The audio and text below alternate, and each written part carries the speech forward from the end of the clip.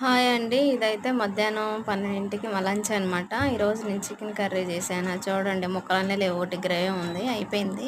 వేడి వేడి రైస్, పెరుగు, ఇంకా ఇక్కడ వచ్చి చేపల పులుసు అనమాట. ఎప్పుడు చూడు మా ఛానల్లో ఎక్కువ చేపల పులుసే ఉంటుంది. ఎందుకంటే చేపల పులుసు అంటే మాకు చాలా ఇష్టం. చేపలు తినడం కూడా చాలా హెల్దీ అనమాట. కళ్ళకి, బాడీకి చాలా మంచిది. ఈ చికెన్, మటన్ ఇవి తినే కాడికంటే ఎక్కువ ఫిష్ తినడం చాలా మంచిది అనమాట. ఇదైతే మేము పుల్లల పొయ్యి మీద చేసామన్నమాట.